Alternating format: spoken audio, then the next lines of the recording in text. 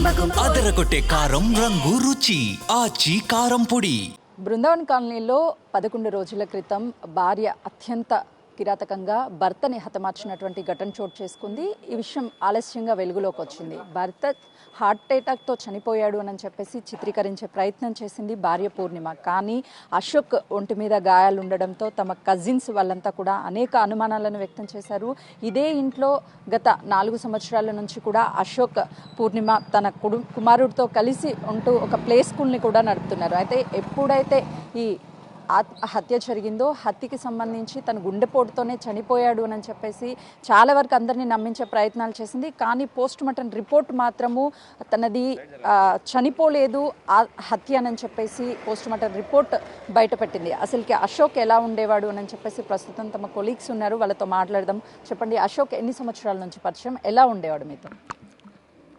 మా ఈస్ట్ బృందావన్ కాలనీలో గత 4.5 సంవత్సరాలుగా అశోక్ గారు ఇక్కడ నూతనంగా నివాసం నిర్మించుకొని ఉంటున్నారు. వ్యక్తిగతంగా చాలా మంచి వ్యక్తి, చాలా సౌమ్యంగా ఉండేటువంటి వ్యక్తి. తన వృత్తిపరంగా ఉదయం లేచి తన లెక్చరర్గా పనిచేస్తున్నారని తెలుసు. తన ఉద్యోగానికి వెళ్ళి తిరిగి సాయంత్రం వచ్చిన తర్వాత చిన్నపిల్లలకు ట్యూషన్ చెప్పేటువంటి వ్యక్తి, చాలా మంచి వ్యక్తి. చుట్టుపక్కల ఉన్న వ్యక్తులతో కూడా చాలా మంచిగా ఆప్యాయంగా పలకరించేటువంటి వ్యక్తి. ఇలాంటి సంఘటన జరిగిన తర్వాత మేమందరం కూడా షాక్కి గురయ్యాం. మరి ఇలాంటి సంఘటనలు ఈ సమాజంలో ఎక్కడ పోతున్నామన్న సందేహాన్ని మా అందరిలో కలచన వేస్తుంది. భవిష్యత్తులో కూడా ఇలాంటి జరగకుండా కఠినమైన చర్యలు, కఠినమైన ఇవి ఉండాలని చెప్పేసి మేమందరం కోరుకుంటున్నాం. మీరు చెప్పండి, మీరు కాలనీలో రెగ్యులర్గా వాకింగ్ చేస్తూ ఉంటారు, అశోక్తో పరిచయం ఉంటుంది. తన ప్రవర్తన ఎలా ఉండేది? ఎప్పుడన్నా కుటుంబ సమస్యలు చెప్పుకునేవాడా? కుటుంబ సమస్యలు ఎప్పుడు చెప్పలే, కానీ వ్యక్తిగతంగా చాలా మంచివాడు అతను. మాకు మధ్య మధ్య కనపడాడు, హాయ్ గుడ్ మార్నింగ్ అని చెప్పేటాడు. తర్వాత ఎక్కువ ఇన్వాల్వ్మెంట్ అయితే కాలేదు. బట్ మంచి వ్యక్తి మాకు తెలిసినంతవరకు. గతంలో ఈ కేసుకి సంబంధించి పూర్ణిమ, మహేష్ అనే వ్యక్తి కలిసి చంపేశారు అశోక్ అని చెప్తున్నారు. ఇదే ఇంట్లో ఉంటున్నాడు అని చెప్పాడు. అప్పుడెప్పుడైనా మీకు ఆ మహేష్ అని అతను పరిచయం ఉన్నాడు? వాళ్ళ కుటుంబ సభ్యులు ఏమన్నా తెలుసు? లేదు, కుటుంబ సభ్యులు ఎవరు తెలియదు. అబ్బాయి కూడా మాకు అంత పరిచయం లేదు. యాక్చువల్లీ ఎప్పుడు వచ్చిపోతున్నాయి కానీ మాకు బట్ అంతే పర్టికులర్గా అయితే ఎప్పుడు అతను మేమైతే పర్సనల్గా చూడలేదు. మరి కొంతమంది ఉన్నారు సార్, చెప్పండి, వీళ్ళు మీకు పరిచయం ఉన్నారా? పూర్ణిమ కావచ్చు, లేకపోతే తను ఎలా ఉండేది, తన పిల్లలు కానీ?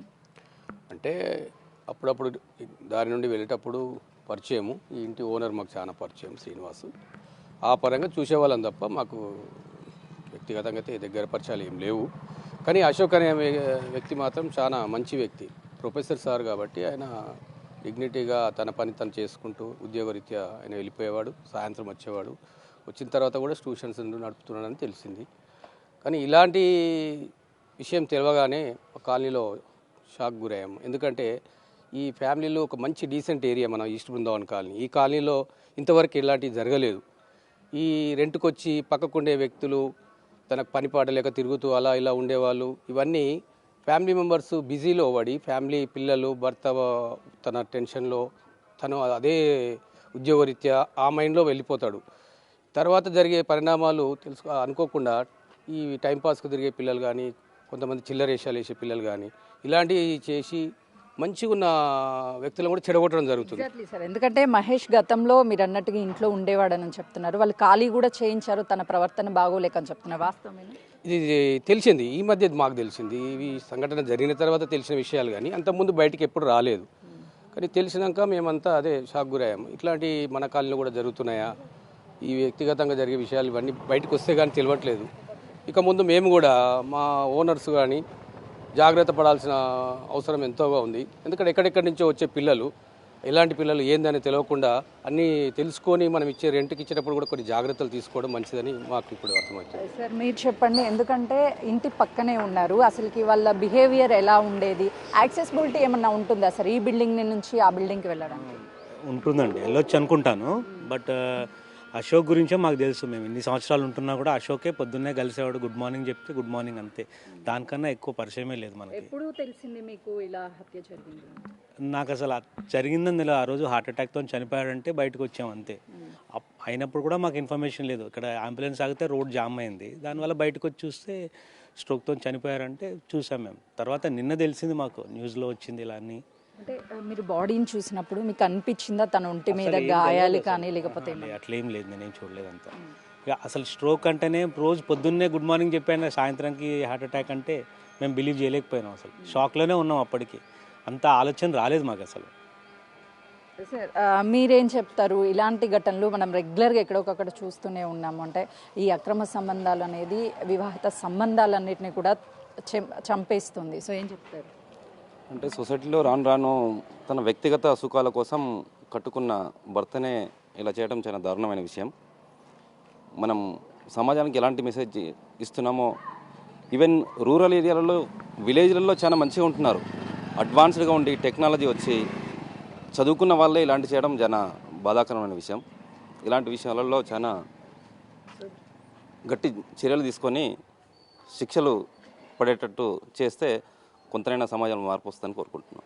సార్ చెప్పండి, అంటే అశోక్కి సంబంధించి అందరూ కూడా తను ఎవరితో పెద్దగా మాట్లాడు అని చెప్తున్నారు, కానీ భార్య ఇలా చేయడం అసలుకి మీరు సమర్థిస్తారా దీన్ని? లేదండి, ఏ రకంగా సమర్థించడానికి వీలు లేదు.